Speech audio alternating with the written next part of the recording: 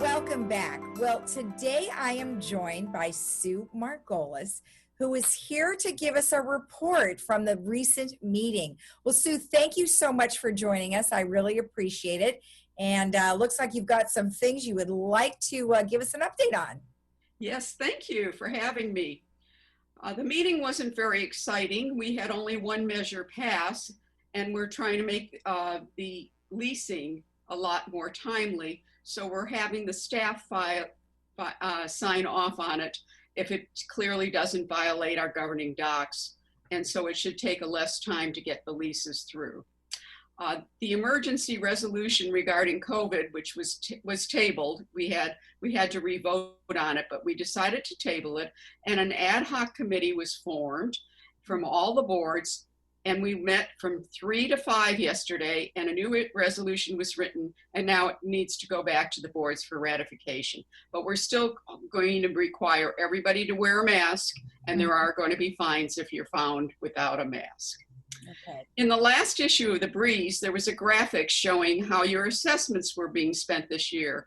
And now we're getting ready to make this year's budget, and I want to get input from everyone on how they want the funds spent and what you would like to see for reductions or increases, maybe increases.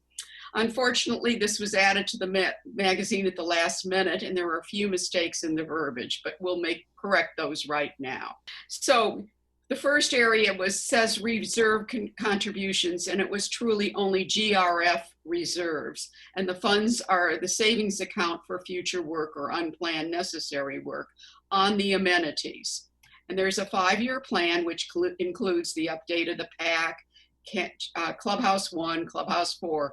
Much of the monies for these projects come from the fee for each new sale. So it's really, the burden isn't only on the current residents.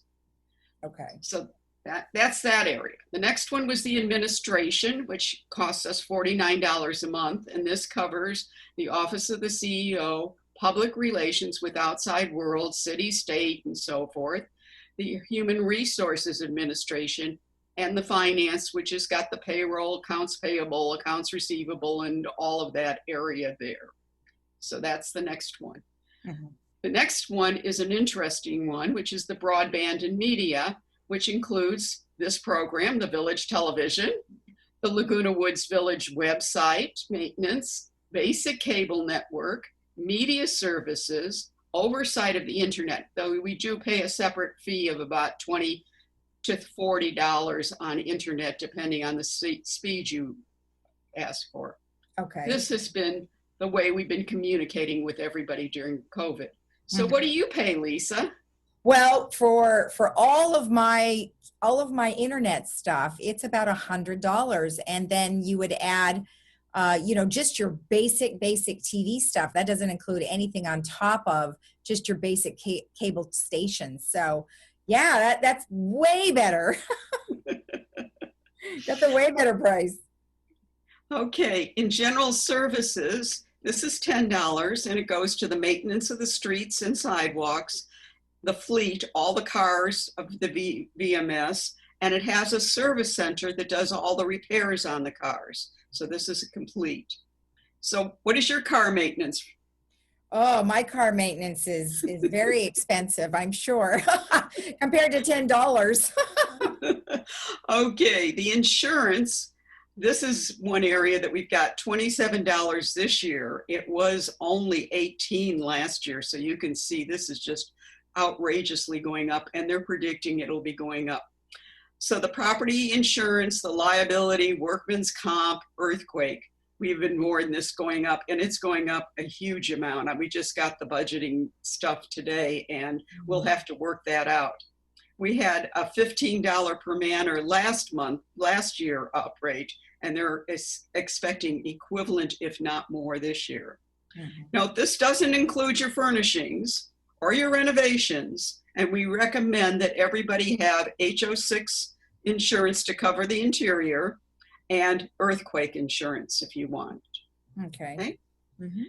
The next area we spend money in is in the janitorial. And this is cleaning of the carports and the streets and the laundry rooms and the other common areas. And we've had to add expense here because of extra cleaning in these areas due to COVID. So that's the start. Right. Now we get to the one everybody's interested in this landscape, and we have a lot of complaints, but I think people need to know this is the maintenance of the bushes, the trees, the lawns, the slopes, the irrigation, the nursery, and the pest control. And many people ask, I want to have my place cleaned every month. Well, that would double the price. And are you willing to pay that? Because you're paying $77 now, and the neighbors down the street who have a company coming in are paying $175 a month to keep their place beautiful. Okay. Legal is $5 a month, and United Legal Fees, this covers our legal fees, half of GRF's and half of VMS. Third pays the other half. Unfortunately, let's say, money has to be spent here. The majority of the funds go to processing liens and compliancy issues. If everyone paid on time and followed the rules, this could definitely be decreased. Okay. Our biggest budget item is maintenance and construction, and it's $229 a month. And this includes permits, inspections, repairs to the exterior, the roof, the building structure, the foundation, painting, gutters, windows, walls, waste lines, water lines. And then we even cover the interior, which is flooring, countertops, plumbing, electrical, cabinetry. We have 18 months preventative maintenance, fixtures, and appliances. So your refrigerator goes out, you call up and they deliver one the same day. This is where the majority of the assessments is spent. In this number, we have the reserve spending as well as the operational spending. So that's why the reserve number was for only GRF. This year, we're scheduled to spend all that we collect in the reserve, but we will still have approximately $17 million still in our reserve fund. So we're not depleting it, we're just spending it. Can I ask you a question regarding something that you said there, that it will take care of, the floorings, countertops, plumbing, fixtures and appliances? Is that only if they are original? Yeah, that's only if they're original. That's correct. Thank you for that. That's a good point. Recreation, $31. This covers your clubhouse, stables, garden centers, lawn bowling, swimming pools, golf course, library, tennis, pickleball, gyms, activities, classes, and clubs. This is a real cheap rate. This is an area that many feel that they should have received a fund since many of these facilities are closed. But the facilities have to be maintained whether they're in use or not, and the savings are very little. Realize these amenities collect fees from users, which offset some of the expenses, but no fees have been collected. Yeah, that's great. I mean, you get so much for that $31. It's unbelievable. If you were to go outside and get all of that, it would be upwards of $250 or more just to be able to play on the golf courses. So that's a great deal. I'm moving here. You're welcome. The next area is resident service, and this is $14. And this is all the work orders, all the phone calls, all of the gate opening phone calls, maintenance of the governing documentation, all the membership processing, and distribution of printed materials. And this is we get over 20,000 phone calls. I mean, it's just a huge amount of labor in that intense area.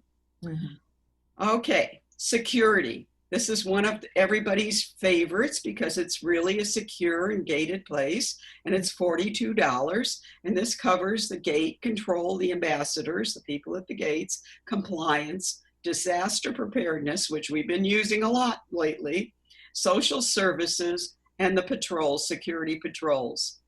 This is an area where money could be saved if you paid your fines and followed the rules, because compliancy costs us a considerable amount of money.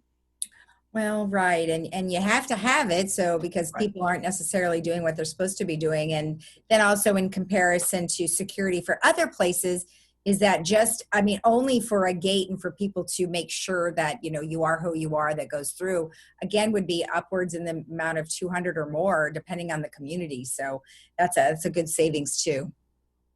Yeah. Okay, and the transportation is $13 a month, and we have buses that are on regular schedule, Lyft in the morning and the evenings when the buses aren't, and a van service for those people who can't get on the buses or Lyft to medical offices and all of that.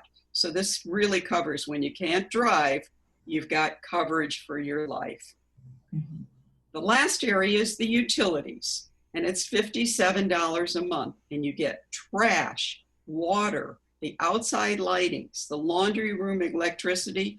The main part of the money goes for water and sewer, and if we could reduce the water consumption, could save money here. By the way, when we're home more, we seem to be creating more sewage. Ew. You just had to say that.